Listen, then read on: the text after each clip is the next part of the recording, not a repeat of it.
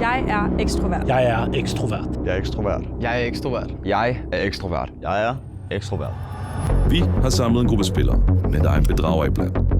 Reglerne er simple. De diskuterer emner, og hver runde stemmer de den mest mistænkelige. Og skal blive enige om at fortsætte eller stoppe spil. Ja, jeg vil gerne høre opera. Når alle tror, at det kun er de ægte, der er tilbage, stopper lejen, og de deler pengepræmien med sig. Hvis ikke, ryger bedrageren med det hele. Dette er bedrageren. Hvorfor føler I jer ekstrovert? Jeg elsker at holde arrangementer. Jeg elsker mennesker. Jeg tror, at det er noget, der er kommet meget naturligt fra mig for en helt lille alder. Begge mine forældre er også, så jeg har været vant til at gå til rigtig mange sportsgrene, være den, der inviterer til ting. Jeg føler mig som ekstrovert, fordi at jeg bliver ladet op af at være sammen med folk, og jeg trives i sociale relationer. Så lader jeg op med mennesker. Det er lidt sådan min definition af ekstrovert, at det kommer ret naturligt til en, og det er der, man lader op og har det godt. Bare tage den i rækkefølge. Ja, lad os gøre det. Jeg er ekstrovert. Det er grundet, at jeg har arbejdet med en kundeservice i 4,5 år. Jeg kan rigtig godt lide det her at snakke med mennesker. Det er noget, der giver en form for energi, og det er super spændende at lære nye mennesker at kende. Derudover har jeg været en rigtig byperson. Været i byen alt det, jeg skulle. Fest, ryger, så jeg sidder inde i rummet sammen med dem alle sammen. Dem af jer, der ryger og går i byen, jeg ved godt, det er der, man snakker med alle. Jeg er lidt glad for rygerummet. Ude på gulvet eller ude ved bordene, der passer folk lidt mere sig selv. Så vil jeg egentlig også gerne lige tilføje, jeg har en far, som min arver fra, og han snakker mere end nogen anden. Altså, han kan næsten snakke med sig selv i 2 timer. Følger han med i det her, eller? Jeg tror, jeg lader være med at sende ham linket, ikke? Jeg er ekstrovert, fordi at jeg har en fucking Powerpuff-pige-trøje på. Kom nu, næste, videre. Jeg føler, jeg er ekstrovert, fordi jeg er en type, der bare stiller mig frem. Jeg er ikke bange for at sige tingene, som jeg ser dem, og nogle gange kan jeg også godt komme til at træde folk lidt over tæerne. Og når man vejer det, jeg vejer, så kan det godt gøre lidt ondt. Jeg er ekstrovert. Jeg kan godt lide at snakke med nye mennesker, så tit, når jeg tager til fest og sådan noget, så er det typisk, at jeg går hen og snakker til hver en person, der nu er til festen. Lige hilser, taler lidt om mig selv, taler lidt om dem. Min definition af en ekstrovert, det er, at folk kan hamle op andre mennesker, og de ikke har noget imod at snakke med nye mennesker. Jeg forbinder meget af feste med at være ekstrovert. Jeg elsker bare at snakke med mennesker, og elsker at feste og brage den af. Gå brage en hel weekend af. Da nummer 1 og 4 begynder at snakke om det her med, at de tager ud og feste og sådan noget, fordi at det skulle være et eller andet bevis på, at de er ekstroverte, der tænker jeg bare, alle fester. Mange folk føler, at de er ekstroverte, når de beruser. Nu har jeg aldrig selv drukket, men jeg kan bare mærke på mine venner, at når de er ude i byen, så er de altid lidt mere, end hvad de plejer at være. Det føler jeg ikke er en trait fra en ekstrovert. Det føler bare af påvirkelsen af alkohol. Jeg tror netop, at nogle introverter bruger alkohol og festlige situationer til at fremhæve deres ekstroverte side, fordi alle jo har en eller anden form for ekstrovert side. Jeg elsker at snakke.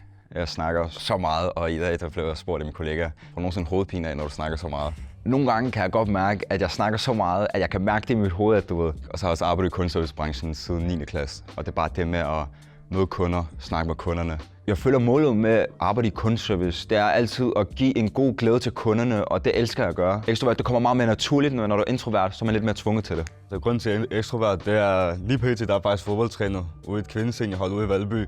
Den er altså hård nok, og der skal man kunne tale med folk. Og så har jeg også arbejdet på Bakken, ude i de der boder der med sådan en lykkehjul. Nu arbejder jeg så i en slikbutik, hvor at det også går meget på det her med at snakke med folk og sådan noget. Fordi fredag, lørdag og søndag, der har vi sådan noget med at rulle terninger. Børn elsker det, så det er sådan noget, nå jamen, så prøv at slå med terningerne og sådan noget. Jeg synes, det er vigtigt at have en god kundekontakt og chit-chat med folk, sådan noget small talk. Jeg vil gerne gå lidt kontra på den der kundeservice. Altså, jeg har selv arbejdet i kundeservice også, men jeg tror, at nogle introverter også kan pludselig trives fint, hvis det er en arbejdsplads, og det er et krav. Jeg synes næsten, det siger endnu mere det der med, hvad opsøger man selv? Ja. Nogle introverter vil også sagtens, fordi det er en arbejdsplads og et krav til dem, kunne mirror eller kunne maske og være mere ekstroverte for deres arbejds skyld. Så jeg synes egentlig, det siger mere om, hvem de er uden for deres arbejde. Jeg kan trives i rigtig mange forskellige typer jobs, men jeg kan mærke, at hvis jeg tager hjem efter at have været på arbejde, så savner jeg at se nogen. Også selv hvis jeg er sådan, puha, hvor jeg træt, jeg skal have en dag for mig selv, der går 3 timer, så ringer jeg alligevel til en eller anden og sådan, vil du lave noget i dag? Fordi jeg havde tænkt, at jeg skulle have en dag alene, men nu keder jeg mig, eller savner sådan social stimuli. Jeg kan godt svare på den. Det kan man 100%. Det fællesskab, du har i en kundeservice, der sidder du et hold og et hold og et hold typisk, så du har de her 6 mennesker, du bare hele tiden lige kan snakke over til, eller på den anden side, så det er et sammenhold på en anden måde. Jeg er vant til at snakke med mennesker. Jeg har arbejdet i en kundeservice i 4,5 år, og der sidder man også rigtig mange sammen som et hold, og kan sidde og snakke rigtig meget med hinanden. Det kan godt være, at det ikke har noget med lige så meget kundekontakt at gøre, men der har jeg også haft masser af jobs. Altså jeg har både haft bakken og bager og isbutik, hvor man står med de der håndværkere klokken 6 om morgenen, der bare skal have deres vin og brød. Gentag bare det, han sagde derovre. Jeg tror, vi alle sammen har prøvet. Det er ikke for at hate lidt. Det er bare, du siger, at jeg er ekstrovert, fordi min far er det. Og jeg har arbejdet i kundeservice. Så kommer hun med et rimelig godt argument for sådan, kundeservice, det er dit job. Du har ikke et valg. Nej, 100%. Får du ikke noget at spise? Men man søger også selv lidt ind der. Nej, men det bliver et problem jo, men det er bare, jeg forstår ikke det der med din far, hvordan det hænger sammen med... Jeg prøvede bare at gå lidt kort til den før, men igen, vi alle sammen vi har haft ungdomsjobs, hvis man kan kalde det det. Vil en ekstrovert gå kort til den? Jeg synes selv, dit svar var også nok det korteste. Han havde powerpuff. Altså, ja, du har en giffel og en powerpuff. Og det kunne være en sindssyg strategi for Det kunne det 100%. at vise mig selv som sådan en ekstrovert person, ikke? 100. Min definition af en ekstrovert, det er altså en, der ikke er bange for at stille sig forrest. Bare tage styring og vise hele verden. Her er jeg, og det er sådan, jeg ser ud. Men jeg er klar på, hvad end challenge I giver mig lige nu, jeg skal nok gøre det. Så jeg går alt fra at synge opera til at tage armbøjninger. Det er ikke et problem. Ja, jeg vil gerne høre operaen. Ja. Vil vi køre i falset, eller skal vi køre lyse eller mørke toner? Din favorit. Hvad er du bedst til? Jamen, jeg er ikke god til noget af det, men så kan jeg godt se på de andre, at de ikke har stor tiltro til, at det vil lyde særlig godt. Ave Maria. I må gerne klappe, kom. Ja, okay. Prøv at vi kører med det. Hold kæft, der synger godt. Det var fandme smukt, det der. Jeg var virkelig positivt overrasket over, hvor godt det lød. Sådan, hvad foregår der? Hvorfor kan man synge? Det kunne jeg simpelthen ikke se for mig, en introvert ville kunne. Jeg er en multitalentfuld gut. Jeg kan lidt af alt. Så bare kald mig introvert igen. Ja. Skal jeg bare begynde at synge? Shawty ringer til mig, hun er wifi. Shawty, hun er... I forbindelse med det der, jeg har også gået til teater i mange år, og har set det her i dag, fordi jeg har været til nogle andre sådan noget skuespil og castings. Og det synes jeg også siger meget om en som person, det der med, hvordan har man det, inden man kommer her i dag. Skal vi tage det som et spørgsmål? Ja. Hvordan havde du det, inden du kom her i dag? Hvad for nogle tanker gjorde du, da du ansøgte? Det var meget spændende. Jeg tænkte, lad mig prøve det her. Jeg har ikke været med i sådan et her format før. Jeg har prøvet at streame, men det har været sådan noget max 100 mennesker, du ved. Man står ikke over for dem. Ærligt, så er man lidt nervøs. Men jeg var 100% klar, da jeg testede det. Typisk introverte kan godt sidde foran kameraet og snakke med folk på stream og sådan noget, fordi de ikke skal møde mennesker i virkeligheden, hvilket jeg synes gør om rigtig suspicious. Jeg tror, jeg så det et sted på SoMe og tænkte, det var meget sjovt kigget igennem. Det var meget sådan med politiske holdning, og så tænkte jeg, det synes jeg egentlig kunne være mega sjovt, for jeg elsker at diskutere, også når jeg er i byen og sådan noget. Jeg ved ikke, jeg ender altid med at diskutere med alle mulige. Men så jeg den her, og så tænkte jeg, den er lavet til mig, og det er ikke så risikabelt, hvad der kommer ud på nettet. Og jeg skal ikke ind og lyve, fordi jeg er forfærdelig til at lyve, så sådan, jeg kan bare være mig selv, og så... Sagde du ikke, du var skuespiller, og så var du dårlig til at lyve?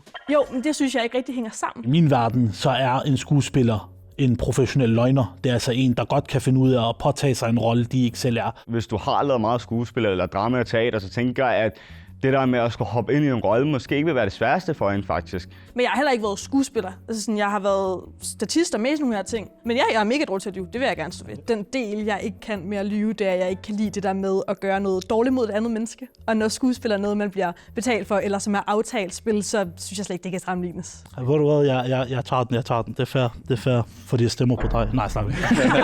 Men nej. Jeg synes, det er et okay svar. Det er også sådan lidt. Men jeg ansøgte, fordi at jeg tænkte, jeg skal frem i lyset. Jeg er en medie-whore, så jeg elsker at stå med spotlightet på mig, og der er intet, der er beneath me. Jeg skal nok tage alt. Og så har jeg søgt alt andet, hvad der også er. Alt.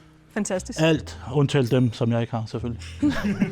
Ikke for at tage dine ord ud af munden, men jeg gjorde lidt af det samme. Jeg synes, det så fedt ud, og jeg gad godt også komme lidt ud i spotlight. Og så kan jeg godt lide, som jeg sagde før, at lære nye mennesker, så det er jo fedt det her med content, at kunne lære nye mennesker, nye hoveder.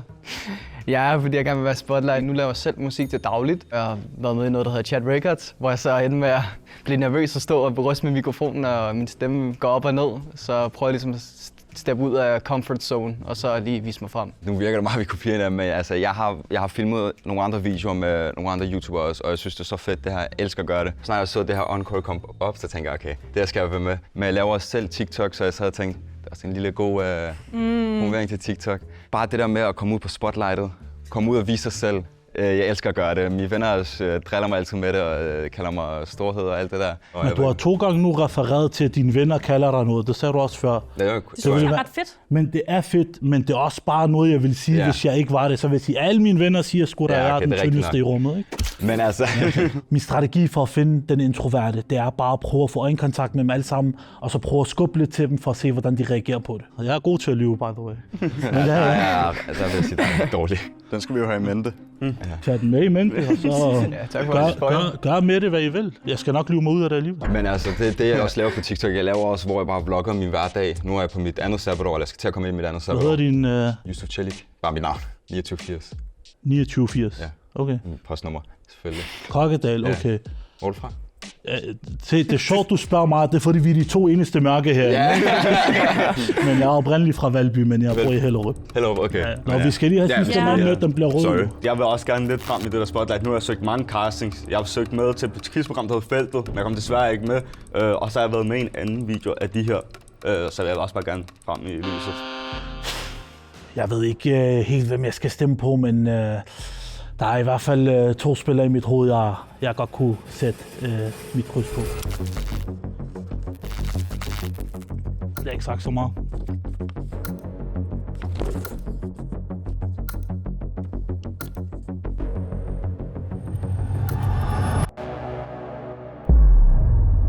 Knas. Jeg bliver stemt ud som den første. Det tror jeg desværre grundet lidt nervøsitet. Jeg tror lige, man skal ind i det, lige føle sig lidt mere tilpas. Så havde jeg 100% stået meget mere ekstrovert. Har I nogensinde perioder, hvor I slet ikke gider mennesker? Jeg har nogle perioder måske, men det er ikke så ofte, men især når man har haft lange vagter og været sammen med folk hele tiden, og de samme personer. Så hvis jeg møder på en anden dag, så kan det godt være, at jeg møder en sådan, jeg er ikke rigtig at snakke med dig lige nu. Jeg føler, jeg har hørt, du snakker for mig, eller du siger det samme igen. Og det er meget sjældent. Det er kun, når jeg lige har haft en måned, hvor jeg bare har virkelig knoklet den af. Da nummer 5 begynder at snakke om, at han har perioder, hvor han ikke helt orker mennesker, tænker jeg, det er også en meget introvert ting, ikke at orke andre mennesker. Jeg er i hvert fald ikke typen, der ikke orker andre mennesker. Jeg har kun, hvis de behandler mig dårligt til grimme ting, så har jeg ikke lyst til at være sammen med dem, jeg nu er sammen med på det tidspunkt. Men ellers er jeg typisk også efter sådan en vagt, så er jeg lidt træt, men jeg er ikke træt nok til ikke at snakke med folk. Jeg elsker at snakke med folk. Nummer 4 siger, at han aldrig bliver træt af at snakke med folk, men det er også en lidt imposter ting at sige, meget introvert svar at sige, for at virke ekstrovert. Jeg vil sige, at jeg har nok haft perioder, nok mest da jeg har været yngre, perioder i sit liv, som har gjort, at man ikke har haft lyst til mennesker og omgås med mennesker. Jeg føler lidt, at alle på et eller andet tidspunkt har haft en periode, hvor de ikke har haft lyst til at være helt sociale og sådan noget, hvis man ikke har haft det så godt, altså mentalt eller sådan noget. Så der vil jeg sige, der har jeg haft nogle mørke perioder. Hvordan mit liv ser ud nu og sådan noget, der har jeg altid lyst til mennesker. En, der lader op i sociale sammenhæng, det er jo en ekstrovert. Men jeg vil sige, tag det med et gram salt omkring, hvor introvert og ekstrovert man er. Jeg er personligt en type, som omgiver mig selv med mennesker hele tiden. Når jeg kører bil, så ringer jeg til en, og jeg bliver bare ved med at køre ned ad listen indtil et eller andet svar, ikke? Specielt de 10 første, fordi folk ikke gider på mig. Men så kan man ringe til sin mor, hun gider altid jo. Ja.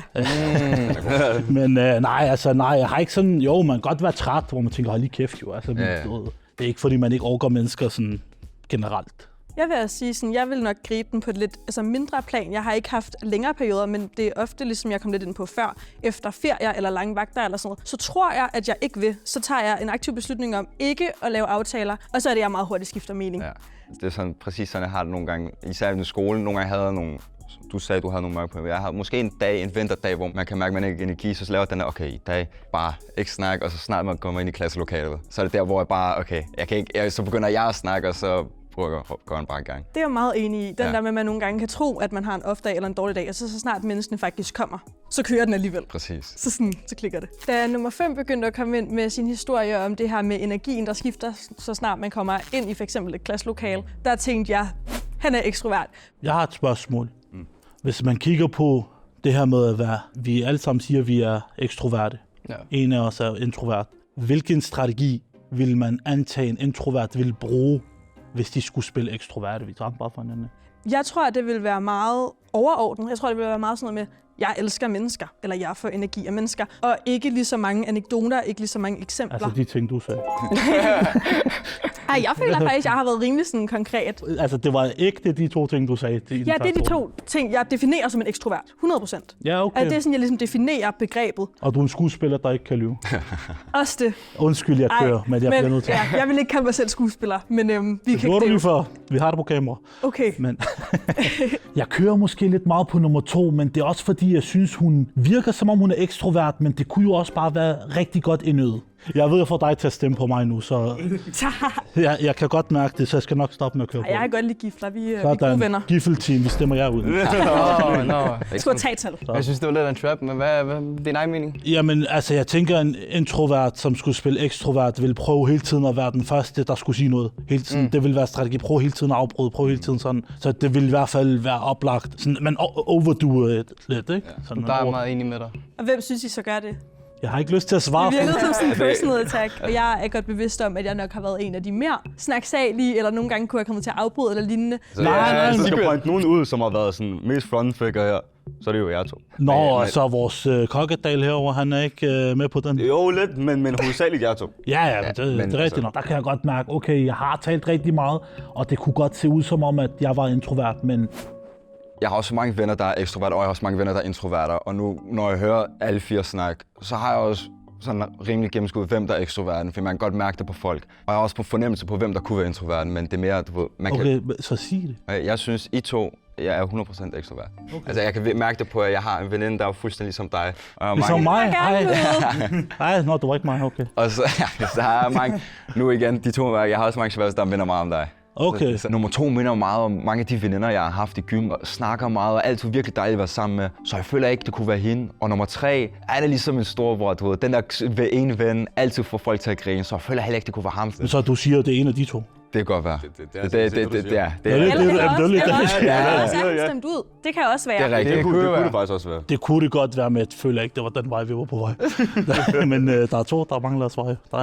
Ja, du svarede, du gav bare ham ret. Ja. For jeg havde nok også måske sagt det med at være den der frontfigur, og som virkelig udspørger folk og virkelig stikker til folk. Enten det, eller så måske virkelig have svært ved at være i sådan et rum her og ikke sige alt for meget. Nu har så været dig, du har ikke sagt det meste. Du har enten givet folk lidt ret, eller så har sagt, da du var ekstrovert, at jamen, så har det været meget til fester, men det har været meget lidt dialog kontra ham, hende og ham, for eksempel. Jeg tænker, fuck, nu må jeg til at steppe min game op og så snakke noget mere. Jeg ved ikke, hvornår jeg skal steppe ind igen. Det er nye mennesker. Kør et sindssygt spørgsmål nu. Ingen introverte vil svare på det her. Hvilken farve underbukser har I på lige nu? Hvis man ikke vil svare, det er fair, men det siger bare lidt. Mørkeblå. Sort og rød. Sort og rød. Sort Calvin Klein. Sort Calvin Klein. Jeg kører bare, kan du mærke, ingen kigger på dig lige nu. Ingen har lyst til at kigge på dig. Vi behøver ikke. Bare rolig, jeg skal nok lade være med at anmelde nogen for MeToo eller noget. Det er sådan en soft pink. Okay, ja, min er rød og blå i striber. Du er meget til den røde farve. Når du tænker min... Ja. Jo, jeg kan godt lide rød. Nu har jeg bare lige et spørgsmål, bare lige i forhold til Powerpuff. Ja. Bare lige for at se, om du er det der Powerpuff. Ja. Skurken. Mojo Jojo, ham, Fluffy Lapsko, vi har forskellige. Ja, det er ham. Så det der med den der Powerpuff, tror jeg synes, den og giffelhatten, det var meget gimmicky. Det kunne også have været en facade. Men det kan også være et kæmpe taktisk spil at tage sådan noget tøj på, fordi hvem vil tro, at han var introvert? Altså, du kan ikke spørge mig, så kan du ikke engang selv svare. Mojo. Jo, og han hedder ikke Mojo. Aben Ja, han hedder Mojo Jojo. Mojo Jojo. Og så kan han ikke engang sælge navnene på skurkene. Det synes jeg skulle have langt ud. Det har jeg et spørgsmål, fordi jeg faktisk synes, det var ret godt, det du kom ind på med vennerne. Sådan, hvordan tror I, jeres venner eller familie, eller whoever arbejdsgiver vil beskrive jer? Så jeg tror, at min arbejdsgiver vil også sige, at jeg er en meget udstrålende person. Introverte vil nok ikke stille sig ud og være den, der finder et job, hvor de skal snakke allerhøjst og stille sig som sådan en frontfigur. For eksempel som at stå og snakke i en mikrofon på bakken og stå og lave rim og rammelser. Altså, det var rigtig griner, når man først er kommet ind i det lidt nøjeren, men... Jeg synes, det virker nøjeren selv som ekstrovert. Ja, det er jo så, det er jo. Det der med at stå på bakken, hvis det er rigtigt, og sige ting højt, er meget ekstrovert træk. Men samtidig så er det lidt generisk. Så jeg bliver i tvivl, om det er noget, han bare har fundet på. Altså min familie, siden jeg har været lille, har haft en stærk holdning til, hvor meget jeg snakker. Altså som I kan se, der er ret tynd, og det var fordi i de yngre alder, der i stedet for at spise mad, så valgte jeg bare at blafre løs, og der kunne jeg huske, shout-out Peter og Amja, de blev ved med at skælde mig ud hele tiden og sige, du snakker for meget, spis nu din mad. Så nogle gange så blev jeg sat på et bord alene, uden for fætrene, så jeg kunne spise min mad færdig. Den er rough. Men det blev bedre nu, Det er også bare så kokkedal, det der uden mine fædre. Bare fædrene. Det er ikke søskende, men okay. Ja, fædrene. Og det værste er, jeg kan relatere, men så som I kan se, så er jeg også rigtig tynd, ikke? Så det er også fordi, jeg taler for meget. Jeg er bare god til at bruge min mund til flere ting. Til multitasking. Det er det virkelig. Snak. Det lyder også bare ulækkert. Nu har jeg været for meget nede af den der. Men nej, spørgsmålet var, hvad ens chef ville synes om en. Jeg er selvstændig. Min chef synes, jeg er rigtig sej. Og altså, hvad skal jeg svare? Jeg har ikke nogen chef. Altså, så er dine venner og familie? Jo, mine venner og familie, de synes også, jeg er rigtig sej. Nej. De vil nok sige, at jeg fylder meget i et rum, både fysisk og psykisk. Jeg har jo arbejdet i en kasse i en Rema 1000, og min arbejdsgiver nok sige til mig, at jeg er ikke særlig god til multitask. Så det er typisk ved at falde i en samtale, og så vil jeg ikke lave mit arbejde. Det var ikke flot. Ja, ignorant det der.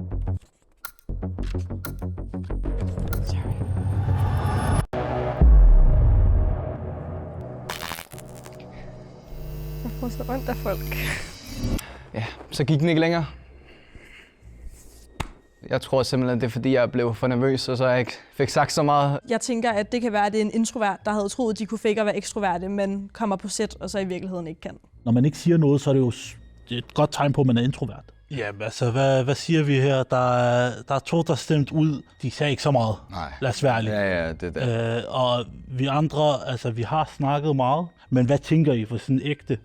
Men jeg er villig til at fortsætte. Ægte. Jeg er så splittet. Ja. Jeg synes, dem, der er derinde, de virker rimelig ekstroverte, så det er altså svært, fordi det er måske også lidt tidligt at stoppe. Nu hvor jeg har hørt alle jeres historier. Du sagde, du ikke kunne leve. Så jeg føler, at du har holdt den sikker. Altså, Jeg er okay med at stoppe, hvis I er. Ja, hvis I er, så... Jeg følte, vi alle sammen var meget sikre, så tænkte, lad os bare slutte det. Hvad siger du dernede? Jeg er også. Ja, det lød som om, vi var meget enige, var det ikke? Vi stopper. De to, vi har stemt ud, følte jeg var de to, jeg lidt havde i scope. Min mavefornemmelse, da vi vælger at stoppe, den er egentlig god, men lige så snart det ligesom bliver stadfæstet, så begynder min mave lidt at knurre og sige, det var måske ikke helt godt. Nej! Fuck da. Jeg tror, det kunne være alle sammen at this point. Fuck.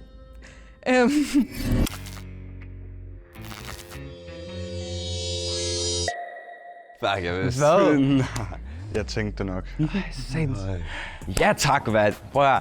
Jeg kan finde ud af det her. Hende der, hun kan ikke finde ud af skuespil, jeg har styr på det. Jeg vandt. Jeg vil ikke kalde mig selv ekstrovert. Når det er med nye mennesker, så kan jeg godt finde på at være meget af det der inde i mig selv. Det er derfor, jeg har brugt meget af det med mine venner. Fordi når det er med mine venner, der er noget andet, det er mit tætte. Jeg vil ikke kalde mig selv ekstrovert, fordi jeg snakker meget, men jeg snakker kun med folk, jeg er tætte med og trygge med. Jeg kan ikke finde på at bare gå over til en tilfældig person og bare snakke med ham. Men når det er fremmede, jeg ikke kender, så kan jeg godt... Du flækkede os to ved at få os til at føle, at vi skulle være med dig jo. Det var det, jeg gjorde. Men så snart Jeg føler mig så bedraget. Jeg følte lidt et bonding, da han sagde, at han havde en veninde, der mindede om mig. Da du sagde den Jeg der... er så godtroende, jeg synes, I alle sammen bare selvfølgelig ikke kunne finde på at lyve. Ej, hvor er det godt spillet. Ved du hvad? Han fik mig sgu. Da vi kørte runden, jeg tror legit, en af jer tog bare introvert, så jeg tænkte, er jeg kommet forkert, eller? Jeg tror også lidt, vi havde byttet. Jeg tror lige pludselig, det var mig, der var blevet ham der i nye selskaber, der var introvert, og så ekstrovert, så er jeg bare den, der snakker allermest om mig selv. Det beklager. Tillykke med det. Tak for det. Tak for det.